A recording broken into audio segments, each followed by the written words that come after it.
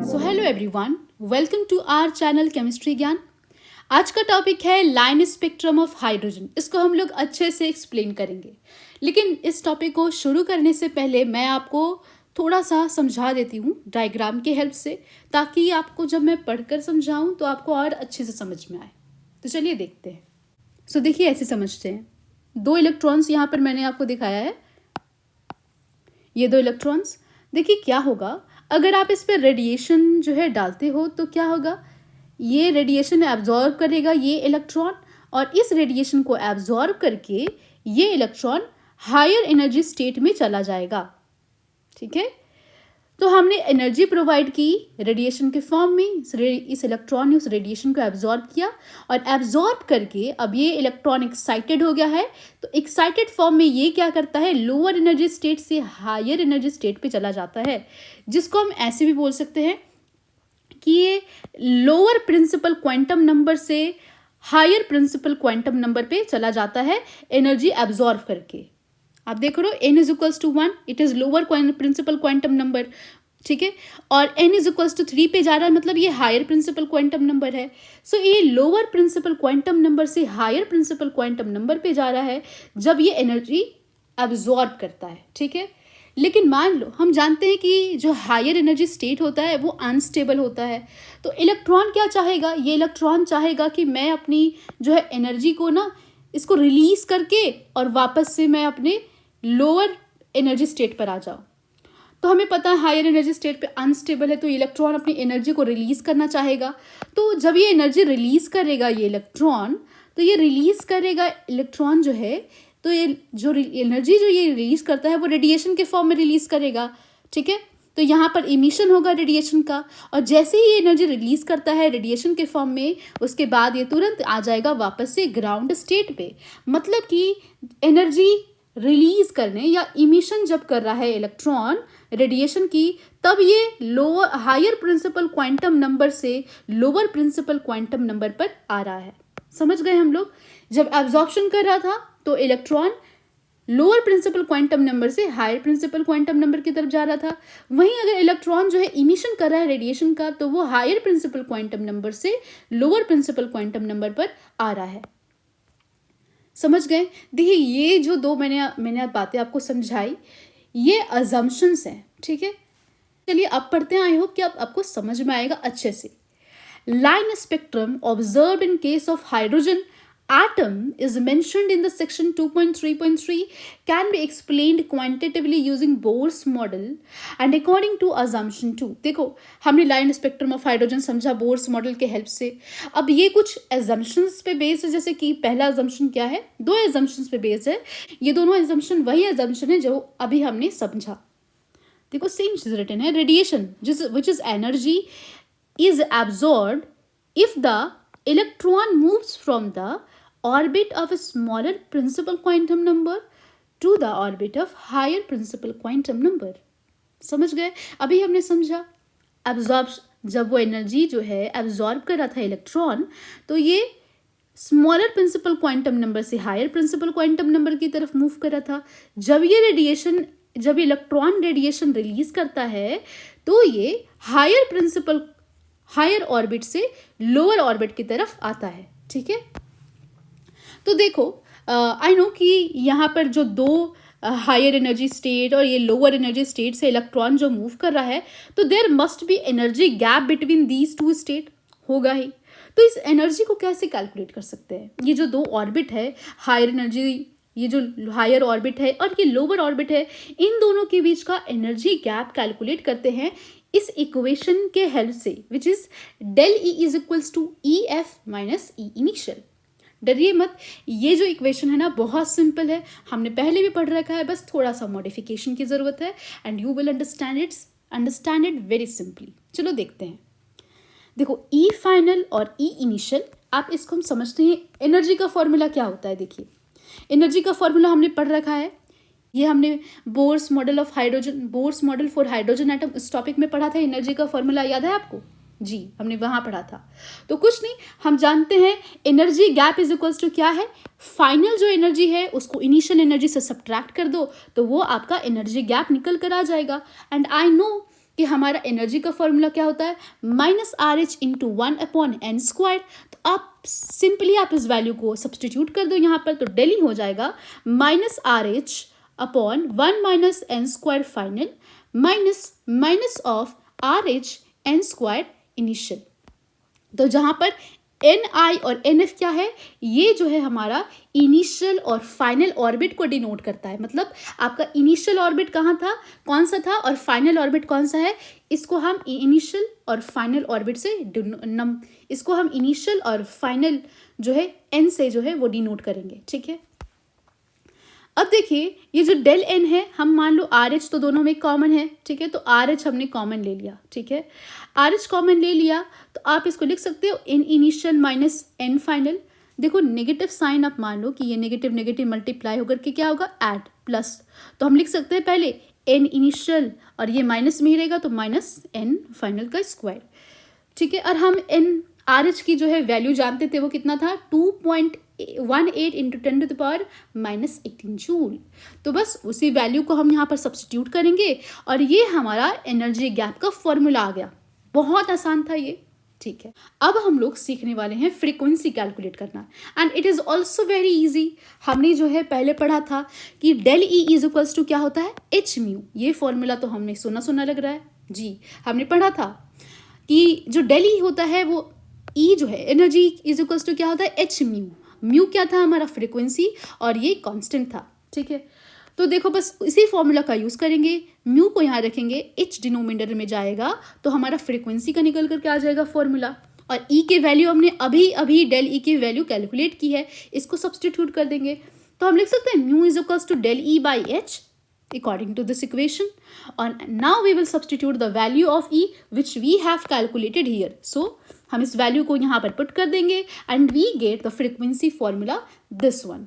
Now we know कि हमारे पास RH की वैल्यू हमें पता है और इसकी वैल्यू भी हमें पता है, दोनों की वैल्यू हम लोग सब्सटीट्यूट कर देंगे एंड जो फाइनल फॉर्मूला है फ्रीक्वेंसी का वो हो जाएगा 3.29 into 10⁻15 into 1/n² initial minus n² final हर्ज, क्योंकि फ्रीक्वेंसी है तो यूनिट कैसा होगा, हर्ज में होगा। ठीक है, अब बात कर ली हमने फ्रीक्वेंसी की, एनर्जी की। अब बात करते हैं वेव नंबर कैसे कैलकुलेट करते हैं। तो देखो पहले हमने पढ़ा था c is equals to mu lambda, याद है c is equals to mu lambda हमने पढ़ा था। म्यू क्या था, फ्रीक्वेंसी, और लैम्डा वेवलेंथ जी।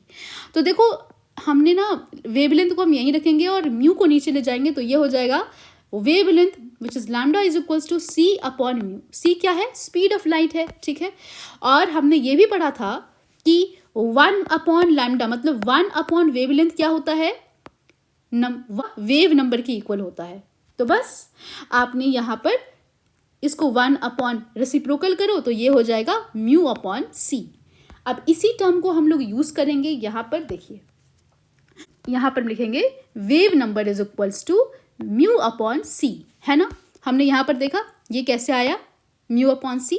तो बस हमने अभी अभी फ्रीक्वेंसी का कैलकुलेशन किया है, तो सारी वैल्यूज़ को हम लोग पुट करेंगे and then we will got. देखो हमें पता है इसकी वैल्यू क्या होती है 2.8 इंटू 10⁻। सो हमने आर एच अपॉन सी उसकी वैल्यू डायरेक्ट हम लोग पुट कर देंगे। सी की वैल्यू क्या होती है 3 into 10⁸ metre per second which is the speed of light. सारी वैल्यूज़ को सब्सटीट्यूट करेंगे and we will get wave number is equals to 1.09677 into 10⁻7 into 1/n² initial minus 1/n² final per metre. ठीक है, क्योंकि wave number हमें पता है कि इसका यूनिट क्या होता है, पर मीटर। इसी का ठीक उल्टा वेवलेंथ का यूनिट क्या हो जाता है, मीटर। अब देखो इस वेव नंबर का आप रेसिप्रोकल करोगे तो आपका वेवलेंथ निकल कर आ जाएगा। कुछ चीज़ें समझ लेते हैं जिससे और आसान हो जाएगा समझना। तो चलिए देखते हैं। देखो यहाँ पे समझते हैं ऐसे कि ये जो इलेक्ट्रॉन देख रहे हो ये एनर्जी को एब्जॉर्ब करेगा। मतलब ये n इज इक्वल्स टू 1 पे है तो यहाँ पर ये एनर्जी एब्जॉर्ब करके n इज इक्वल्स टू 3 पे जाएगा। तो आप देख रहे हो जो हमारा फाइनल वैल्यू है n फाइनल वो बड़ी है, ठीक है, n इनिशियल से। ठीक है, वहीं अगर इमिशन होता है तो इलेक्ट्रॉन हमारा एक्साइटेड स्टेट पे होता है, हाई एनर्जी स्टेट पे। मतलब ये यहाँ पर होता है तो ये हमारा n इनिशियल हो गया। ठीक है। एन इनिशियल क्या है, ज़्यादा है, और फिर ये ग्राउंड स्टेट पर इलेक्ट्रॉन आता है, तो ये N is equals to value आप देख रहे हो, मतलब एन फाइनल जो है हमारा लेस होता है एन इनिशियल से। समझ गए। एब्जॉर्प्शन के टाइम पे ये हमारा लोअर एनर्जी स्टेट पे रहता है, मतलब आपका जो एन इनिशियल की वैल्यू होगी वो कम होगी, और फिर जो एब्जॉर्ब करके ये जाता है कहाँ, हायर एनर्जी स्टेट पे, मतलब एन की वैल्यू क्या होगी, ज़्यादा। तो दैट्स वाई यहाँ पर लिखा हुआ है। तो हमारी ओवरऑल जो एनर्जी की वैल्यू आएगी पॉजिटिव में आएगी, ठीक है। लेकिन जब इमिशन होता है तो इलेक्ट्रॉन हमारा होता है हायर एनर्जी स्टेट पे, मतलब एक्साइटेड स्टेट पे होता है। तो ये क्या करेगा, देखो आप यहाँ पर जब हायर एनर्जी स्टेट पे है तो एन की वैल्यू क्या है, ज़्यादा है, मतलब इनिशियल जो है एन का वैल्यू ज़्यादा है, और फिर एनर्जी रिलीज करके ये आएगा लोअर एनर्जी स्टेट पे, मतलब कि एन फाइनल जो है वो लेस होगा एन इनिशियल से। ओवरऑल जो एनर्जी की वैल्यू आती है वो नेगेटिव में आती है, ठीक है। एनर्जी की वैल्यू पॉजिटिव में आ रही है मतलब कि एब्जॉर्प्शन हो रहा है, एनर्जी की वैल्यू नेगेटिव आ रही है मतलब कि वहाँ इमिशन हो रहा है।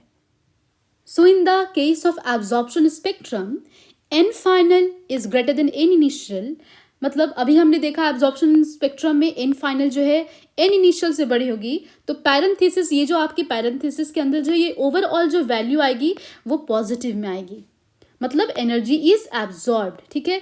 लेकिन वहीं अगर देखें इमिशन स्पेक्ट्रम में तो वहाँ एन इनिशियल की वैल्यू जो है एन फाइनल से बड़ी होती है, तो ये जो पैरेंथेसिस में आपकी जो ओवरऑल वैल्यू आएगी वो नेगेटिव में आएगी, इसका मतलब एनर्जी इज रिलीज्ड। तो ये समझ लिया हमने।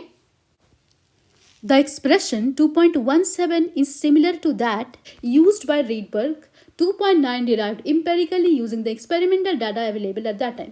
देखो अभी जो हमने एक्सप्रेशन डिराइव किया ना, वो वाला एक्सप्रेशन और जिस रेडबर्ग का इक्वेशन हमने जो पहले पढ़ा था, ये दोनों जो है एम्पेरिकली जो है सिमिलर है लगभग, ये दोनों फॉर्मूला, जो कि रेडबर्ग ने उस समय जितने भी एक्सपेरिमेंटल डाटा अवेलेबल थे ना उस टाइम पे, उससे उन्होंने डिराइव किया था। जैसे कि मैं आपको दिखा दूँ, ये जो एक्सप्रेशन देख रहे हो ना, wave number is equals to 109,677 into 1/n1 का स्क्वायर माइनस 1/n2 का स्क्वायर पर सेंटीमीटर, ये वेव नंबर का है फॉर्मूला, ठीक है। और अभी हमने जो वेव नंबर का फॉर्मूला देखा उसमें क्या चेंज था, उसमें था ये 1.09677 इंटू 10⁻7 है यहाँ पर। वहीं रेडबर्ग ने क्या लिखा है, 109,677, ठीक है। तो ये देखो सिमिलैरिटी लगभग सिमिलर है, ठीक है। और 1/n1 का स्क्वायर माइनस 1/n2 का स्क्वायर, ये रेडबर्ग ने दिया था, ठीक है। लेकिन वहीं अगर हम देखें जो अभी हमने देखा है वेव नंबर का फॉर्मूला, उसमें है 1/n इनिशियल का स्क्वायर माइनस 1/n फाइनल का स्क्वायर। तो फॉर्मूलाज जो है काफ़ी सिमिलर है एक दूसरे से, है ना, ठीक है। Further, each spectral line, whether in absorption or emission spectrum, can be associated to the particle transition in hydrogen atom. तो जैसे कि हर एक स्पेक्ट्रल लाइन जो है वो किसी भी पार्टिकुलर जो है ट्रांजिशन या फिर या तो एब्जॉर्प्शन या इमिशन से एसोसिएटेड होगा, ठीक है। In case of large number of hydrogen atom, different possible transitions can be absorbed, thus leading to large number of spectral line। देखो अगर हम लोग बहुत सारे हाइड्रोजन एटम लेंगे तो बहुत सारा ट्रांजिशन हमें देखने को मिलेगा, जिसके कारण हमें बहुत सारा स्पेक्ट्रल लाइन जो है स्पेक्ट्रम में देखने को मिलेगा, ठीक है, बहुत सारा स्पेक्ट्रल लाइन। तो ब्राइटनेस और intensity of a spectral line depends upon number of photons of same wavelength. तो देखो जो स्पेक्ट्रल लाइन का जो ब्राइटनेस या इंटेंसिटी जो है वो डिपेंड करता है नंबर ऑफ फोटोन्स पे सेम वेवलेंथ का। समझ गए आप? तो देखो ये टॉपिक तो हमने पढ़ लिया, इसमें हमने एक्सप्रेशंस देखे, एनर्जी के एक्सप्रेशन देखे, हमने वेव नंबर के एक्सप्रेशन देखे, फ्रीक्वेंसी के एक्सप्रेशन देखे, which was so easy to calculate and we know कि ये सारी कॉन्स्टेंट की वैल्यू हमें याद रहेगी एंड हमको याद रहनी भी चाहिए। तो चलिए एक क्वेश्चन देख लेते हैं हम लोग। क्वेश्चन है, what are the frequency and wavelength of a photon emitted during a transition from n is equals to 5 state to n is equals to 2 state in the hydrogen atom. अब इस question से समझ में आएगा आपको आसानी से कि कैसे उन इक्वेशन का यूज करते हैं। यहाँ पर हमें क्या कैलकुलेट करना है, फ्रीक्वेंसी और वेवलेंथ, ठीक है। एन की वैल्यू हमें दे दी गई है, ट्रांजिशन कहाँ से कहाँ हो रहा है, ठीक है। तो चलिए देखते हैं। एस हमें एन इनिशियल क्या हो जाएगा, ट्रांजिशन कहाँ हो रहा है, कहाँ से कहाँ, N5 से हो रहा है N2 तक। तो आपका ये जो n इज इक्वल्स टू 5 हो जाएगा n इनिशियल की वैल्यू, मतलब यहाँ से ट्रांजिशन शुरू हुआ है और कहाँ गया n इज इक्वल्स टू 2 पे, तो ये आपकी n फाइनल की वैल्यू होगी। ठीक है, तो देखो n इज इक्वल्स टू 2 हमने हाइड्रोजन स्पेक्ट्रम में पढ़ा था, ये किस सीरीज का है, तो ये बाल्मर सीरीज का है। ठीक है, n इज इक्वल्स टू 2 पे जा रहा है, मतलब ये बाल्मर सीरीज में जा रहा है। ठीक है, तो ये बात हो गई। अब अभी हमने एनर्जी का मतलब एनर्जी गैप की फॉर्मूला को हमने पढ़ा था, which is del E is equals to 2.18 into 10⁻⁻18 joule into 1 n initial का स्क्वायर माइनस 1 n फाइनल का स्क्वायर। तो बस इसमें ये फॉर वैल्यूज जो है n initial and n final का वैल्यू पुट कर देंगे and we get -4.58 in 10⁻⁻19 joule. अब यहाँ पर आप ना एक चीज़ नोटिस करना ध्यान से, मैंने आपको अभी बहुत अच्छे से समझाया है। देखो यहाँ पर n इनिशियल की वैल्यू क्या है 5 है और n फाइनल की वैल्यू क्या है 2 है। तो आप बताओ n फाइनल की वैल्यू ज़्यादा है या n इनिशियल की? ऑब्वियसली देख के पता चल रहा है n इनिशियल की वैल्यू ज़्यादा है n फाइनल से, मतलब n फाइनल, ये किसका केस है? ये केस है इमिशन का। ठीक है, इमिशन का केस है और इमिशन के केस में एनर्जी की वैल्यू क्या आती है? नेगेटिव में आती है। तो क्या यहाँ वैल्यू हमारे नेगेटिव में है? जी बिल्कुल, हमारा आंसर नेगेटिव में है, मतलब ये क्या है? इमिशन हो रहा है एनर्जी का। समझ गए? Okay, the frequency of photon taking energy in terms given by, देखो फ्रीक्वेंसी कैलकुलेट करते हैं, एनर्जी कैलकुलेट कर लिया। फ्रीक्वेंसी की फॉर्मूला क्या है? Mu is equals to del H del E upon H. Del E की वैल्यू अभी भी कैलकुलेट की हमने, यहाँ पर इसको सब्सटीट्यूट कर देंगे यहाँ पर, और एच की वैल्यू हमें पता है which is equals to 6.626 into 10⁻⁻34 joule second. तो after substituting the value we get frequency यहाँ पर, और हमें पता है lambda is equals to C upon mu, मतलब wavelength is equals to speed of light upon frequency. तो स्पीड ऑफ लाइट हमें पता है 3.0 इंटू 10⁸ मीटर पर सेकेंड, और फ्रीक्वेंसी के वैल्यू अभी हमने कैलकुलेट की, इसे सब्सटीट्यूट कर देंगे यहाँ पर and we get wavelength is equals to 434 nanometre. तो ये जो नंबर्स हैं वो भी हमें बहुत कुछ बताता है कि यहाँ इमिशन हो रहा है या फिर एब्जॉर्प्शन हो रहा है। ओके, सेकेंड क्वेश्चन देखते हैं। Calculate the energy associated with the first orbit of helium plus what is the radius of this orbit. तो देखो यहाँ पर आपको क्या कैलकुलेट करना है? रेडियस ऑर्बिट का। ठीक है, सो यहाँ पर हमें क्या गिवन है? हीलियम है। ठीक है, एंड वी नो हीलियम, ये जो कंसेप्ट है ना हमने पढ़ा है, ये क्या है? हीलियम लाइक स्पीसीज है, मतलब सॉरी ये क्या है? हाइड्रोजन लाइक स्पीसीज है, और हाइड्रोजन लाइक स्पीसीज के लिए एनर्जी का फॉर्मूला हमने पढ़ा था विच इज समवॉट डिफरेंट। क्या डिफरेंट था? बस वहाँ पर जेड स्क्वायर से मल्टीप्लाई करते थे। ठीक है, तो E N is equals to 2.18 into 10⁻⁻18 joule into Z square upon N square, ये हमारा फॉर्मूला था। जेड की वैल्यू हमें पता है, जेड क्या है? Atomic number, and we know कि हीलियम का एटॉमिक नंबर क्या होता है? 2 होता है। तो बस वैल्यू पुट कर देंगे, जेड स्क्वायर की जगह पे 2 का स्क्वायर हो जाएगा, और एन की वैल्यू हमें दी गई है, क्या दी गई है? 1 है। क्यों? क्योंकि यहाँ पर बता रहा है first orbit. First orbit means N is equals to 1, so putting the value we will get the value of energy. Okay, अब रेडियस कैलकुलेट करते हैं। तो रेडियस का फॉर्मूला हमने पढ़ा था 0.0529 nanometre into N square upon Z. ठीक है, बस वैल्यू पुट कर देना आपको, एन की वैल्यू हमें पता है एंड जेड वी नो। तो after substituting this value we will get radius is equals to 0.02645 nanometre. तो चलो पढ़ते हैं limitations of Bohr's model of atom.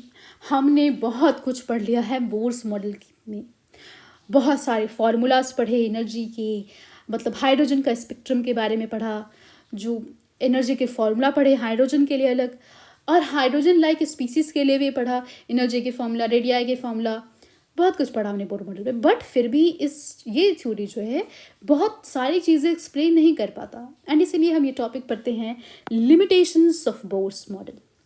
देखो, Bohr's model of hydrogen atom was no doubt an improvement over Rutherford's nuclear model of atom. हम जानते हैं कि जो रदरफोर्ड का न्यूक्लियर मॉडल ऑफ एटम आया, उससे काफ़ी ज़्यादा जो है एक्सप्लेनेशन हमें दिया बोर मॉडल ने, ठीक है।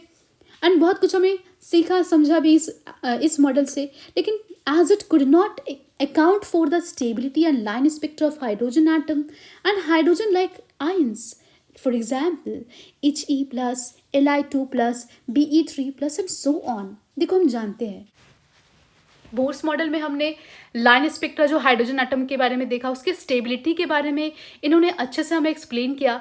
और तो और सिर्फ हाइड्रोजन के स्पेक्ट्रम नहीं, बल्कि हाइड्रोजन लाइक स्पीसीज जैसे कि हीलियम प्लस आयन है, Li प्लस है, Be3 प्लस, इन सभी के लाइन स्पेक्ट्रा और स्टेबिलिटी के बारे में भी अच्छे से एक्सप्लेन कर पाते हैं। But there are certain limitations also, जैसे कि बोर्स मॉडल ने हाइड्रोजन लाइक स्पीसीज का ही लाइन स्पेक्ट्रा डिफाइन कर पाए, और अदर एलिमेंट्स के तो हमें बताया ही नहीं कि क्या लाइन स्पेक्ट्रम होगा, ठीक है। तो ये सारी जो है वो ड्रॉबैक थी। तो देखो, however Bohr's model was too simple to account for the following point. It fails to, first point जो है वो क्या है, it fails to account for finer details doublet that was two closely space line of the hydrogen atomic spectrum observed by using sophisticated spectroscopic technique. देखो, हमने जब कुछ जो है सोफिस्टिकेटेड स्पेक्ट्रोस्कोपिक टेक्निक्स यूज़ की, उसमें हमें क्या मिला है ना, उसमें हमें ये पता चलता है कि जो बोर्स जो बोलते हैं कि हाँ ये एक लाइन है, लेकिन नहीं, एक लाइन नहीं, सिंगलेट नहीं, हमें यहाँ डबलेट ऑब्जर्व करने के लिए मिल रहा था। मतलब स्पेक्ट्रल लाइन में डबलेट हमें जो है, हाइड्रोजन एटम के केस में डबलेट जो है स्पेक्ट्रल लाइंस देखने को मिल रहा था। इसके बारे में तो हमें बोर ने कुछ नहीं बताया। तो जो है हमारे जो बोर्स थ्योरी है ना, वो जो है फाइनर डिटेल, मतलब जो फाइनर डिटेल है ना, वो नहीं दे पाए हमें, ठीक है। और क्या और देखते हैं, the model is also unable to explain the spectrum of atom other than hydrogen. अभी हमने बात की कि हाइड्रोजन एटम स्पेक्ट्रम के अलावा और किसी भी एलिमेंट एटम का स्पेक्ट्रम के बारे में हमें कुछ नहीं बताया, जैसे कि हीलियम एटम जिसमें 2 इलेक्ट्रॉन है। अब इन्होंने He प्लस के बारे में बताया, बट हीलियम के बारे में नहीं बताया है, ठीक है, जिसके पास 2 इलेक्ट्रॉन है। तो further Bohr's theory was unable to explain the splitting of a spectral line in the presence of magnetic field, that is Zeeman effect और an electric field Stark effect. Further देखो, जो स्पेक्ट्रल लाइन का है ना, अब देखो magnetic field में क्या होता है, मैग्नेटिक फील्ड में ना स्पेक्ट्रल लाइन का स्प्लिटिंग होता है, ठीक है। स्पेक्ट्रल लाइन का क्या होता है, स्प्लिटिंग होता है मैग्नेटिक फील्ड में, जिसको हम लोग बोलते हैं जीमैन इफेक्ट। इस इफेक्ट को एक्सप्लेन नहीं कर पाते हैं बोर्स मॉडल। और साथ ही साथ इलेक्ट्रिक फील्ड में जो स्पेक्ट्रल लाइन का स्प्लिटिंग होता है, उसके बारे में भी बोर्स मॉडल हमें कुछ नहीं एक्सप्लेन कर पाते। तो these are limitations, okay. Second point क्या है, it could not explain the ability of atom to form molecules by chemical bonds. ये भी नहीं एक्सप्लेन कर पाते कि जो एटम जो है वो केमिकल बॉन्ड के द्वारा मॉलिक्यूल कैसे बना पा रहे हैं। इस बात को भाई वो कुछ इसके बारे में हमें एक्सप्लेनेशन नहीं दिया। In other words, taking into account the points mentioned above, one needs a better theory which can explain the silent features of the structure of complex atom। तो इन सारी बातों को समझने के लिए हमें एक और अच्छी थ्योरी जो इन सारी चीज़ों को एक्सप्लेन कर सके, उसकी ज़रूरत पड़ी। अगर आपको आज का वीडियो पसंद आया हो तो do like the video and subscribe to my channel. Thank you for watching.